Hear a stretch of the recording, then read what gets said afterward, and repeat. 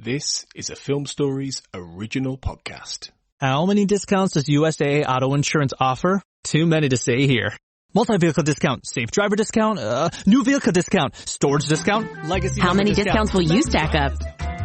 Visit USAA.com/auto discounts. Restrictions apply. Whatever the occasion, effortless elegance is right this way. Because Hilton brings you new ways to stay courtesy of the Nomad London. And it doesn't stop at award-winning dining in a space draped in velvet and illuminated by vintage chandeliers. No, this day goes beyond with unparalleled personalized service and attentive hospitality. Oh, and did we mention the Nomad London can be booked using your Hilton Honors points at Hilton.com? Hilton, for the stay. Hello everybody and welcome to Writers on Cannes. My name is John Bleasdale and I'm delighted to be joined by Thomas Flight, who is a prominent film YouTuber who's created a series of visual essays which I've long admired. So it's a really huge pleasure to meet you, Thomas, finally, and to have you on the show. Thanks so much for having me. I just recently got the chance to read your Malick biography and really enjoyed it. So it was fantastic to meet you here, and I'm excited to talk about some films. This is what film festivals is all about, yes, isn't exactly. it? Crossing paths with people that you've admired from a distance, and that's certainly the case for me. So we're going to talk about a few films that we've seen recently, two that we both saw yesterday, and one we saw earlier in the festival we haven't had a opportunity to talk about, but I'd love to get your perspective on. So let's start with Ari Aster's Eddington, which is his fourth film, I believe. I'm thinking Hereditary, Midsummer, Beau is Afraid, and now Eddington. Stars Joaquin Phoenix as Sheriff Joe Cross, who is the sheriff of a town, the eponymous town, in which Pedro Pascal plays the mayor, Ted Chavez, and Emma Stone plays Joe Cross's wife, Louise Cross. It's set during the pandemic. Yes. And plays out a little bit like a Western, the sheriff against the mayor. Lots of jurisdictions are being divide the town between the Pueblo Indians and the sheriff and the Anglo element of the town. What did you make of this film? This was an interesting one for me because it was one of the more anticipated films for me of the festival. Midsommar is maybe one of my favorite horror films, and I find the sort of shift in Aster's style that happened with Beau is Afraid very fascinating. So I appreciate what he was doing there, but didn't find it quite as enjoyable as his previous two. So I was curious to see, would this one continue that thread? Would he be doing something else? And it seems obvious he's continuing the thread of whatever he's developing there. I don't even know what to call it, like a sort of horror comedy, I guess. He's just piling on the anxious absurdity, turning things up as loud as he can with the volume of just sensory overload, it seems. And I really appreciated how that captured the sort of a certain feeling of being within that landscape at that time. I think he captured that better than I've seen captured by anyone else. But I remember I was sitting there probably about midway through, and I was like, okay, he's really giving me a sense of what it felt like to be there. Yeah. Inundated by social media and sort of the insanity of everything and trapped within this landscape. And I was like, how do we get out of this? Or where does this resolve? Where does it go? And I was curious to see what direction he would take that. And I think that's where my mixed feelings about the film come in. The sort of generic sort of mishmash that goes along with it. It didn't really feel like he had anything to offer us then by the end besides sort of capturing that feeling. Which might offer a sort of catharsis in and of itself, but I don't know. I guess I struggle with what's the value of just reliving that experience viscerally to some extent. Yeah, I think it's interesting. There's several things that I took away from it. One was that it felt very much like what, and I think this is true of Beau is Afraid, talking about that sort of going from something that was more or less straight horror. Yeah. Maybe, I think Midsommar is much more satirical than Hereditary. Hereditary strikes me as a straight horror movie. Yeah. But Beau is Afraid always struck me as a Charlie Kaufman. Yes. It felt very influenced by Charlie Kaufman. And I remember when Charlie Kaufman made Syndicate New York, his sort of rationale was he was originally going to have he was writing it with Spike Jonze as a collaboration, and they said, "Well, let's write a horror movie." And so it feels like that inflection of panic and anxiety and Yes. surrealness goes into both that film, Beau is Afraid, and now Eddington. So that was one thing. The other thing that was interesting was reading up on the film is to realize that this film was actually in development before Hereditary and Midsommar. Oh, wow. And has been a long gestating sort of modern Western was the idea. Yeah. And in fact, Joaquin Phoenix's sheriff looks like Josh Brolin. Yes. I know he's not playing a sheriff, but in No Country for Old Men has the sort of somewhere between Tommy Lee Jones and Josh Brolin. Yeah, that makes sense. And that might, to some degree, explain some of the sort of broader generic swipes and swerves that the film takes later. Yeah. Are we concerned about spoilers here? No, let's not be. Let's decide not to be. So if you want to skip ahead and avoid spoilers, we're gonna. Yeah, I don't know if I have any specific spoilers at this moment, but it's difficult to talk about sort of where it's going. I'll tell you what, let me give a brief synopsis, and then we'll see where we go from there. So essentially what happens is the Joaquin Phoenix character decides that he's going to run for mayor, partly to spite Pedro Pascal's character, who he believes has had earlier affairs or predating his marriage with Emma Stone. And it's kind of a very alpha male move. But it's also partly because he is exacerbated by the masking regulations, which he sees as overly constricting. And it's very weird because, and this is where the mixed messages of the film sort of begin, because he sort of cries out to some sort of kindness in human nature. Yes. You can't treat people like this. Stop being so. And it's just like, but hang on a minute. The other side of the argument is people are genuinely dying across the country of this disease. And isn't it an act of kindness to, and if someone has asthma, then, we can work with that. You can give the shopping list to the clerk and they can go and do it for you. You know, it seems to be set up as some sort of binary from the get-go, which I don't think it necessarily is, but it is sort of how that plays out. Yeah. Added to this, there is a cult leader played by Austin Butler, who looks like Jared Leto as a very obvious reference. And then from then on, I would just say, it just gets crazier and crazier. Yeah. And he basically throws everything in the kitchen sink in there, from every political reference you can, with some notable absences. Trump is not mentioned. Yes. MAGA is referred to obliquely, rather than intently. And that, and the film, for me, and I'd really be interested to hear your point of view as an American, for me it felt steeped in cynicism. It felt like a plague on both your houses, quite literally. Yeah, no, it definitely felt, I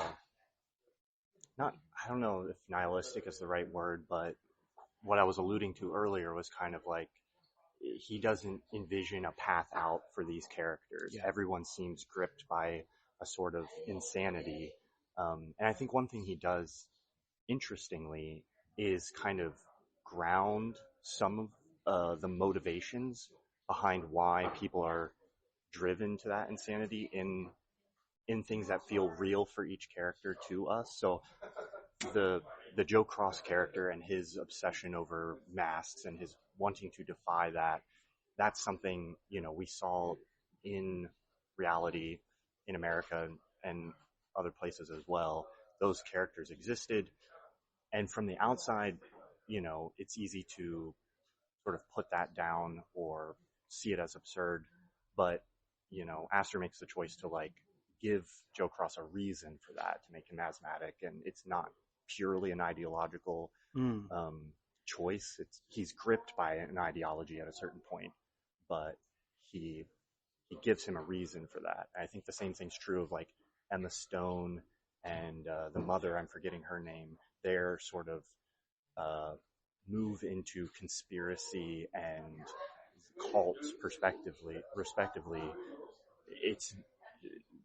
You can see the sort of insanity there, the grip of extremism, but also underneath that there appears to be true human reasons that are driving them towards some of these things. So I thought that was interesting, in that it seems like it was building up this case that, okay, all these people are being gripped by this thing, driven to extremes, driven to hypocrisy, driven to whatever it is. But I think this may be true in reality, underlying that there's human reasons for why why people are sucked into that. Some, feeling of need or inadequacy or something that's being overlooked that, doesn't get proper acknowledgement or treatment, and then you become vulnerable to extremism. That's not to excuse any of that. Right. Yeah. But I find that sort of basic empathy that he builds into the film an interesting starting place. But then from there, it just escalates and escalates into just a continuing absurdity until you kind of lose that ability to have any sort of empathy for specifically Joe Cross, I think. Yeah, it's doing the Walter White thing of how long are you going to stay with this guy until you realize he's not a good man. Right. And it reminded me a lot of the Fargo television series. Yes. Where it was creating situations of extreme desperation, and then the resolutions were often extreme violence. Yeah. And that extreme violence shown as spectacle and comedy, and dark comedy. So, somebody gets their limbs literally blown off, and it's played for a laugh. Yeah. Now, I think you can do that if it's earned. For me, this didn't feel earned. It just felt cynical. And I agree with you totally about that thing of giving empathy to some of those characters who were not writing them off. But I also thought that when it came to the Black Lives Matter protesters, their subtle motivations were hypocrisy and hormones. Yes. Pedro Pascal's motivations were corrupt. Yeah. Maybe he wants to have a certain vision of the town and everything. Right. And there was a mixture of sort of very low-hanging fruit, the racist deputy who, could be played by Sam Rockwell in 3 Billboards, Ebbing, Missouri. The conspiracy theorist of the mother-in-law. But then there was also this strange cynicism to people who just weren't taken seriously. And I thought one of the most disturbing characters who is treated like this is Emma Stone's character of the wife, who has kind of a serious mental health issue. And it's played for laughs. And, this is where it felt kind of confused and flailing. And I think when you make a film which is engaging in political argument, it's engaging in the world politically, that's I kind of want to trust you as the director. I kind of want to trust that you've got a vision. When I watch Network, I trust Sidney Lumet. Right. And that's a deeply cynical film, but I know that film has genuine knowledge of the problem and a genuine sort of vision, Yeah. you know. Yeah. And I'm not talking about didactics or polemics. I'm not Sure. even, you could argue that Network creates Sean Hannity as much as Yeah. anything else. Yeah. Yeah. Yeah. I mean, yeah, I definitely see the cynicism there because he doesn't then offer us any escape. It just feels like by the end, it's like, okay, all this is happening and we're just kind of trapped here, you know. That confusion you're talking about, you know, there's part of me wonders about like what the movie is trying to accomplish in terms of, is this, or I guess I'll put it this way, you know, the flailing confusion to me does echo some part of like what it feels like to be inside of the American experience at this moment. That's exactly what I'm struggling with the film. I feel it's a divisive film that describes division. It's a confused film that describes confusion. Right. And Yes. I'm not sure if that depiction of that sort of participation in the things Yes. it's actually criticizing is entirely in Asta's control. I mean, he strikes me as a very clever person who in some way sort of lacks humility, the humility of sort of like, you know, read a newspaper and you know, sort of talk to some people, because not all of these problems are completely right. You know, both sides. Yeah. Yeah.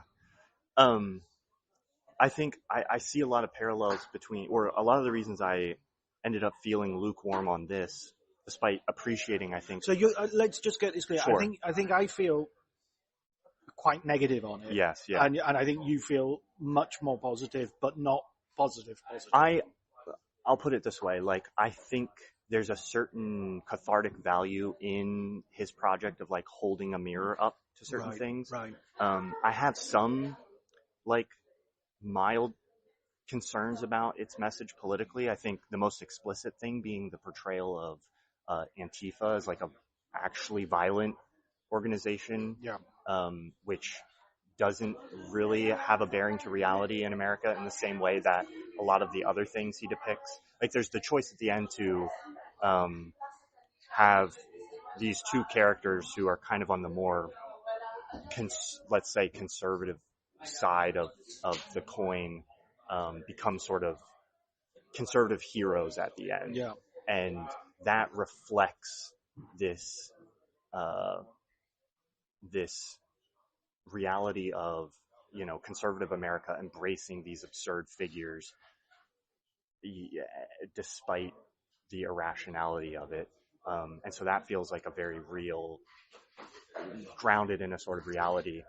But then, you know, we just have sort of Antifa flying in as an unnamed source. And that's where it felt like maybe the genre, like, oh, you have to have a shootout. So at some point you have to have this, you know, but that doesn't really reflect a reality that's actually happening. It almost felt like a lack of nerve there, that we needed to wake up the audience and give them something to go out. Right. And in the political reality in America, it's like one side is violently engaging in like gun violence, and the other side, at least not nearly as, you know, the difference is so staggering as to, you know, basically be,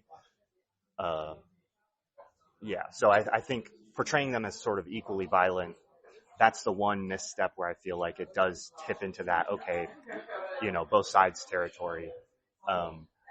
You know, I think the ribbing at the sort of progressive movement hypocrisy is light enough compared to just how hard he's kind of coming down on the more conservative absurdity that I don't see that as too disbalanced of a critique. But then, it's the real thing is his movement towards that conclusion of, okay, so we're stuck here. So what? Now what? You know? And it's like, that doesn't tell me anything that I don't already feel or know. Like, offer me a token of, but that's what he does with Beau's Afraid too. It just constructs this grand nightmare of anxiety. Like this character's, Beau's worst nightmare comes into reality, and then that's it. That's the entire film, I felt. There's no hint at what can be done to avoid this. How do we, you know, which not every film needs to provide that. But if you're going to take me into that sort of visceral nightmare, it's nice to offer that. Yeah, there's a great Hanif Qureshi quote where he said, "I felt like somebody had woken me up to tell me nothing." Yes. And, and that's Yeah, sort of that's like a great way of putting it. sort of jarring. Okay, great Yeah. effect, but if you've not got anything to tell me, you're just Yes. shocking me or you're just disturbing me without purpose. Yeah. Okay, let's move on to the next film, another American film. This by Michael Corvino, I think his second feature, which he has made with his sort of writing and producing partner, Kyle Marvin, I believe he's called. And they previously did a film that was in Cannes a few years ago called The Climb, which I saw here, admired greatly. And I interviewed the pair of them for that film and found them really the sort of people you want to be making films. I was kind of surprised that they dropped out. You know, you see the film on Mubi, and but it didn't. I don't think it made much business, and they weren't making the second film straight away or the third film. Yeah. This is called Splitsville, and it stars Dakota Johnson, Michael Covino, Kyle Marvin, and the Hispanic actress from Hitman, whose name is Adrina. I'm not sure her last name. Yeah, well, I'll look it up in 1 second. She's also a lead in Andor, which is Right. been quite popular at the moment. Of course, yeah, that's absolutely on everybody's radar. Everybody's talking about it. Okay, so what did you make of this film? This was easily the most fun I've had at the festival so far, which was a nice change of pace. So many of the films I've seen have been engaging with really heavy material. Adrina Arjona? Yeah, Ariona, maybe? Yeah. Adria Ariona, I think. I'm going to go with that. Okay. Oh, thunder. Some thunder, yes. Dramatic. The most fun you've had at the festival thus far? Yes, yeah. The audience I was in loved it. It was just like uproarious. Did you see it laughter. at the Bussy? Yes. Right, same here. Yeah. So we were in the same screening. Yeah, I thought it was just, it's been a long time since, I think there's been some talk about sort of almost this disappearing genre of like the mid-budget, which I don't know what the budget for this film was, but the mid-budget sort of adult comedy as being a thing that's disappeared. And this very much just felt like a well-constructed, smartly written, funny comedy for adults. And it was nice to see that. I think I remember previous times being here, there were some films that I found very funny, the entire audience found very funny, and then by the time I got back to the States, rewatched it with an audience there that was smaller, it felt less, so I'm not sure how much to trust. Tony Erdmann being a little bit like that. Yeah. Everybody was screaming with laughter at the original screening, and then I sort of watched it on my own at home and thought, well, I mean, it's not funny, but it's not that funny. Right. And it is in German. So, yeah. So I'm not sure how much to trust that experience as like a indicator of how funny the film will be received by a general audience, but I'm fairly confident. Let's just go quickly through the sort of synopsis, and then we'll talk a little bit more in detail. Basically, this film is about a man who is on his way for a short stay with friends with his wife, and a mishap in the car, which is like one of the most original and funny and daring openings to a film I've ever seen. Yes. I'm not going to spoil it for you, but it's absolutely wild.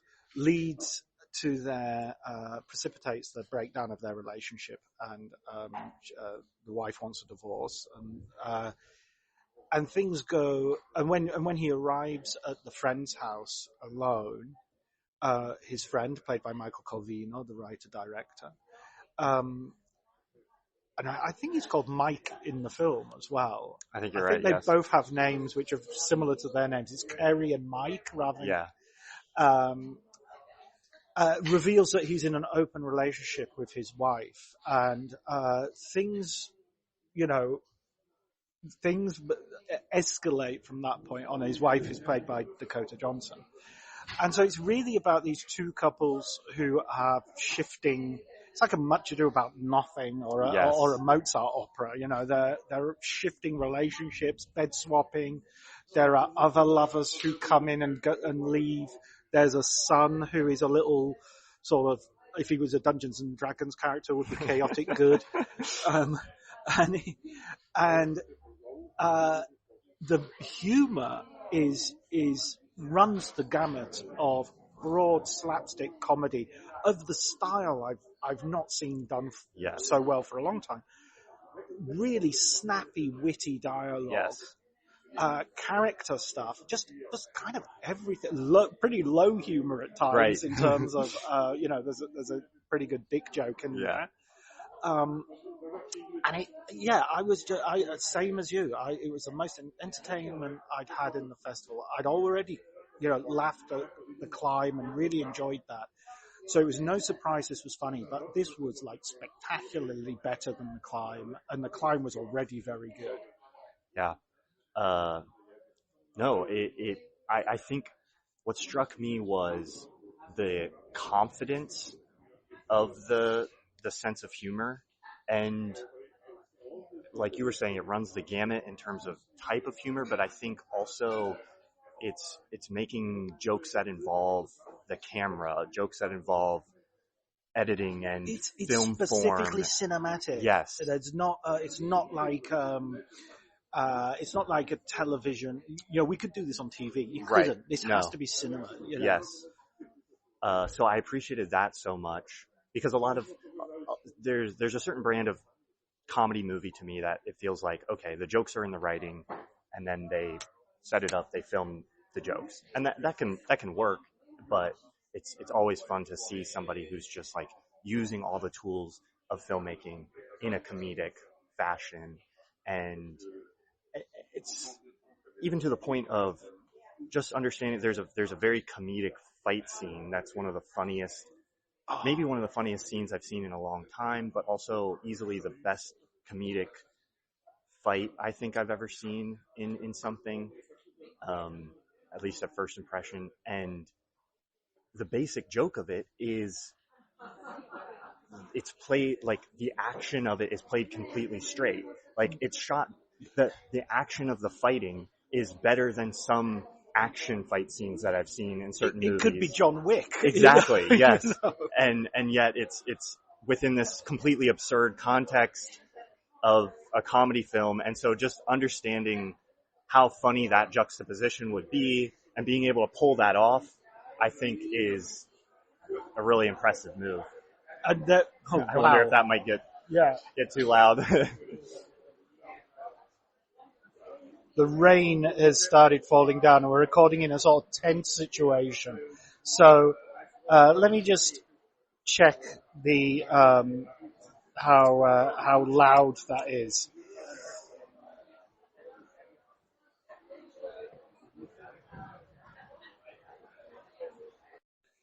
Okay, so we've moved inside now because there was a tempest coming down on the tent outside. So the audio here should be a little bit better, although there's a background hubbub, as you can see. It's very difficult to find a quiet place. Yes, indeed.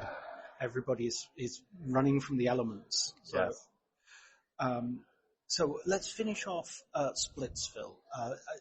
You've talked about the fight scene, which I totally agree with you. I think it's one of the way it escalates, and I think one of the important elements is it's a fight between two best friends. Yes. So there's this real tension of we want to hurt each other, but not too much.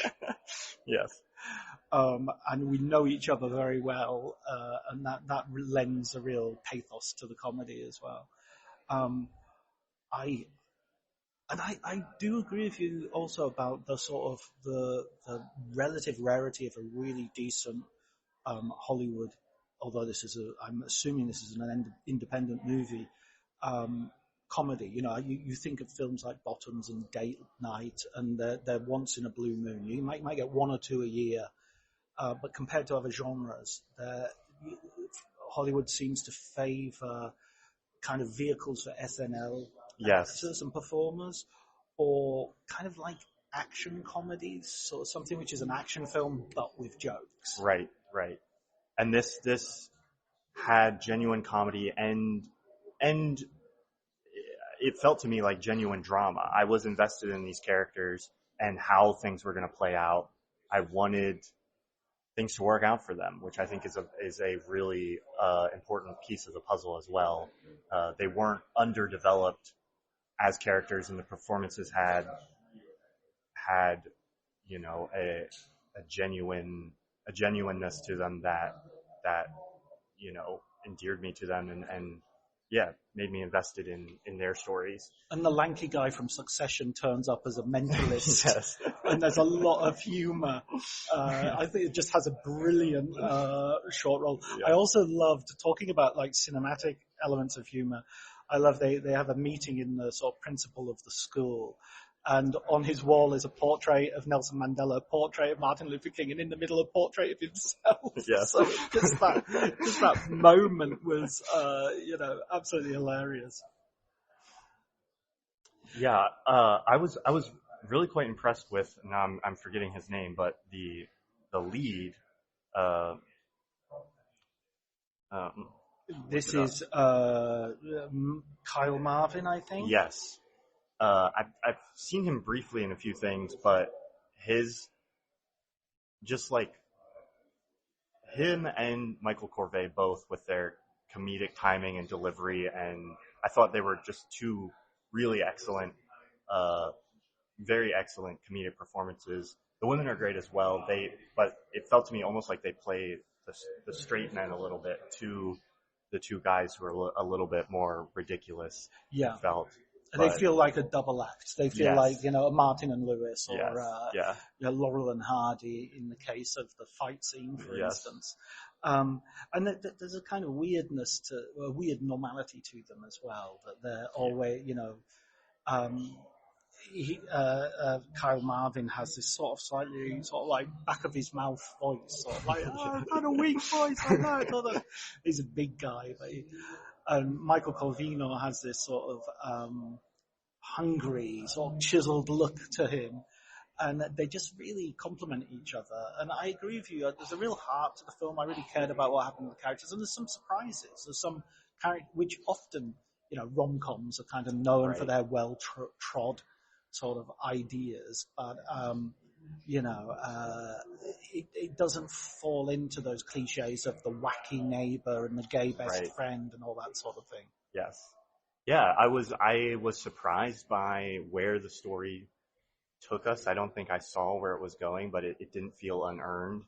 And I think I hate using the word the phrase it had heart because it sounds cliche, but like I did feel that, and it sold that I think better than I was expecting it to.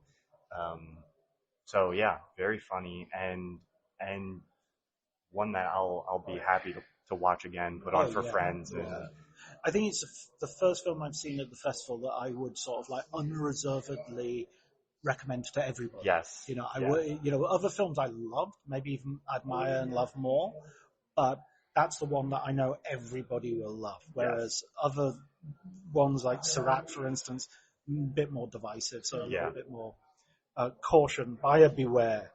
Okay, let's shift tone and for the next film, which is Julia Ducournau's follow-up to Aurore and the Palme d'Or winning Titane.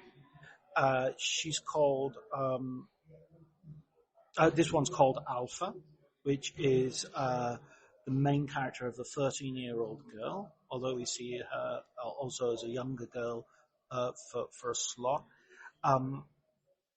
The context is Le Havre during the 1980s, and there is a disease that seems to be spreading, and an obvious analog to AIDS. It is spread via sex and blood in terms of needles. And she has a tattoo at the very beginning of the film, made with a needle that it doesn't seem to be sterilized. Yes. And this sort of sets off her mother worrying about whether she's going to develop this disease. And her mother is a doctor who works in amongst victims of this disease.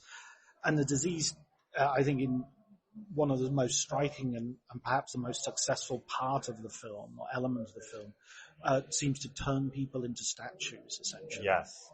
What was your take? There's this central kind of relationship that propels the film, which is the mother and daughter, as you also mentioned, but then there's an uncle, a brother of the mother, and he is infected with this disease, so he's grappling with that. And then there's, as you said, this concern about whether or not the alpha of the daughter and our lead is. And yeah, there was a lot of imagery and some scenes in it that were very evocative, which is what I expected based on her previous work. I think especially that central imagery of the stone bodies was quite effectively done, and felt that was the element of the film that gave me a similar feeling to what I got from parts of Titan, where I just, there's something inside of me sort of squirming a little bit, wanting to get away from what I was seeing.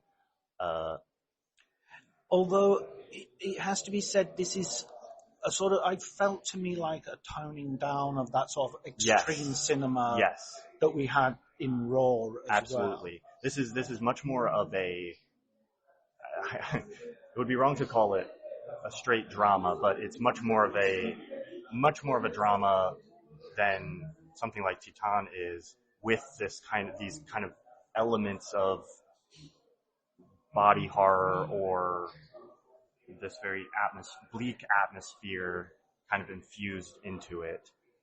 And there were certain things that worked for it in me, but worked in it for me. But overall, I found this one I was not able to become invested in the emotion of this film. Yeah, I wondered about the 13-year-old lead. Yes. It's unfair to put too much weight on a child performance, but I didn't feel really compelled by her, and she would keep making decisions which were somewhat unmotivated by, something other than we want a sequence or we want a plot point. I was much more interested in the mother, played by Golshite Farahani, who I thought was amazing and really compelling performance. I really went with her. And of course the brother, played by Tahar Rahim, who people will know from The Prophet, the Odiad film, which I think maybe won the Palme d'Or, way back when it was released. It's a superb performance. He's always worth watching, and he's gone real Christian Bale for this one. He's physically transformed into the painfully thin man. There's obvious moments in this film which really stand out, and I think most of them are connected to music.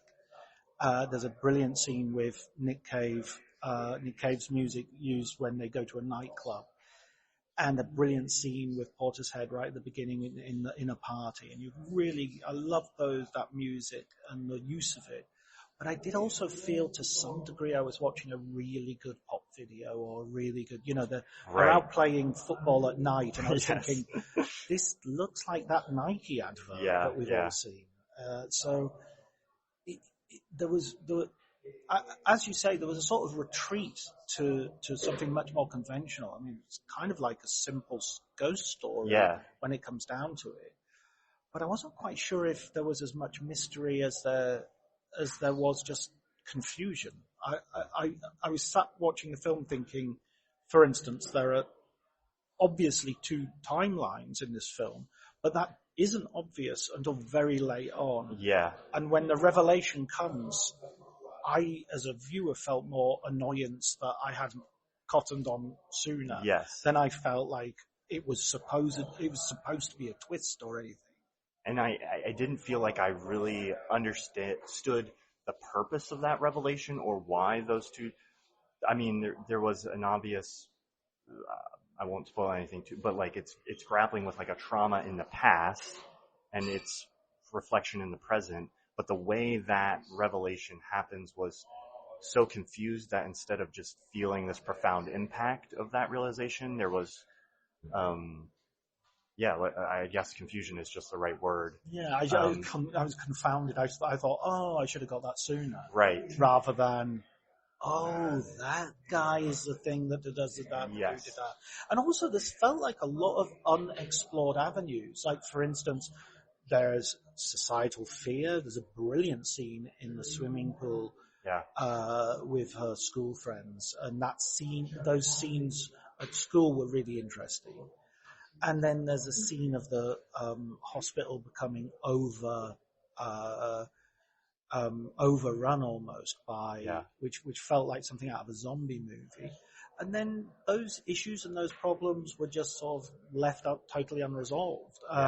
I'm not asking for the film to deliver answers but it didn't even sort of acknowledge that they've remained unresolved. It didn't it just seemed to forget them. Yeah. No, I think that was the conflict here for me was formally it's unconventional. There's the two timelines. There's some very expressive sort of sequences of subjectivity. There's elements where we're not sure what's real and what isn't. There's the great use of music, and the body horror elements. This sort of design of the world is this like windy kind of just very bleak place I thought was interesting. But underneath that, this like central metaphor it felt like, and what that was exploring just felt quite almost simplistic to me, and didn't really give me anything beyond other films that I've seen that have already explored AIDS or addiction or these kinds of traumas. And I think, grappling with expectations a little bit, I was hoping for more of that, like just almost being overcome with sort of like a sensory, transcendent, visceral quality that Titan had, and this just much more subdued and never came to that point, which it wouldn't need to. But then, in the absence of that, I didn't feel much else there to sort of resonate with. I feel a little bit that that to some degree Dukanau has been maybe outflanked by the substance and Coralie Faget. Yeah. And you can't really do that extreme cinema for ad nauseum unless you're Gaspar Noé. Right.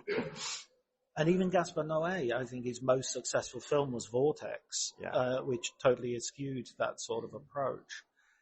I don't mind the statues not really making much sense as a metaphor, for the look of them and the feel of them, and this is, by the way, sort of, we always notice patterns in festivals, and Cannes is no different. This has been a festival of amazing sound design.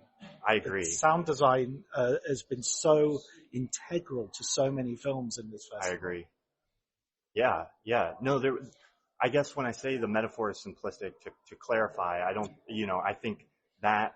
Oh, I'm not denying it. It's definitely simplistic. I totally agree with that. Yeah, that I think the visual and emotional metaphor there, like, made me feel that viscerally in a way that just depicting like physical disease or sick people would not have.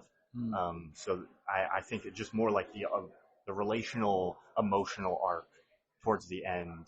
At some point it just doesn't lose me, but it didn't. I felt like it should have and wanted me to go somewhere emotionally that it just didn't manage to take me. And because of the doubling of the timeline and the doubling, there's also a doubling of certain scenes as well. Yes. And I was wondering if, I don't know, a little bit of a longer edit, they might go back and take out some of those scenes because it feels like you're hitting the same beats twice and halving the impact of both times. Yeah. No, I think that's true. Definitely still a very obviously unique and singular kind of voice at work here. And I think, as you're saying, sort of finding a place outside of that just intensity will maybe be a transition. You know, I'll still be excited to see what's next after this. Absolutely. Certainly. And I think this is an intriguing direction. I think there's an element of like, this, but a little tighter, maybe more refined in certain ways or developed, and sort of like, what are we going to do without the fireworks? Yes. What are we going to do without the, a guitarist without their pedals? Right. Yeah. So Thomas, before we finish, what are you looking forward to in the next few days? Well, still to come for me are two of my most anticipated films, which are the Kelly Reichardt, The Mastermind. I'm a huge fan on the last day. I'm a huge fan of her work. I think she's really underrated, mostly just because, she does very understated, almost anti-dramas a lot of times, and I think the audience for that, appreciation for that is kind of small, but I think she's a beautiful, like her, she has a mastery of the craft. Yes. That is just really subtle and understated, and I'm excited. This one seems like it might be more of a genre piece, so I'm interested to see where that heist movie I've heard. And she's done a western with breaks cut off, and she's done kind of a little bit like an eco heist movie with night moves. Yes. So that'll be an interesting. We'll see, but I'm excited for that, and I'm also quite excited for Sentimental Value. This is Joaquin Trier. Yes. Film. Yeah, I really enjoyed The Worst Person in the World, and I'm interested to see that. So we'll see. The theme for the festival for me, though, so far has been me mostly enjoying, but feeling a little subdued about the ones I've really been excited about, and then being very surprised by the ones I didn't know anything about, or some of the. What have been your surprises then? The surprises have been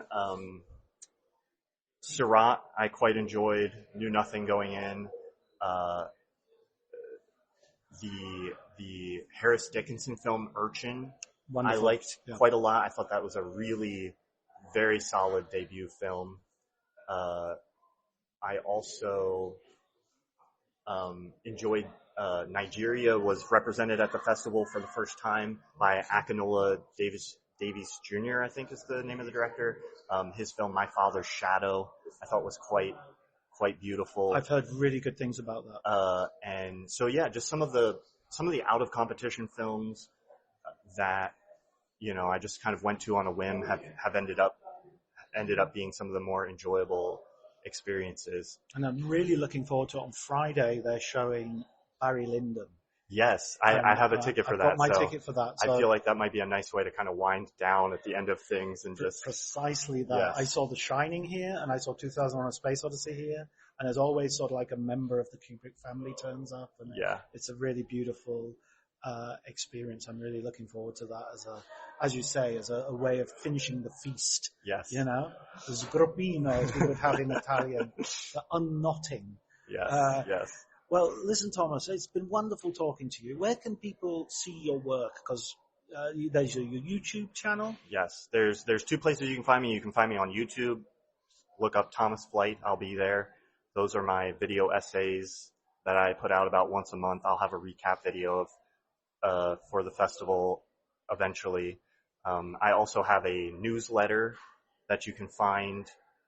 There's links to it on the channel. You can search. It's currently named Seeing Through Film. seeingthroughfilm.com. Seen as in SC? Yes. SEEING. Okay. Through film. So that's where I put my writing. So that's where I'll be. That's excellent. That's wonderful. I was just seeing some famous people walking by, and I'm squinting. That's Tahar Rahim, who seems to have put on some weight. That's good to see, because he did look unhealthily thin. And Julia Ducournau walking by. So they're off for lunch, and me and Thomas are going to go for lunch now. Brilliant. Thank you so much, Thomas. Thanks so much for having me. Great.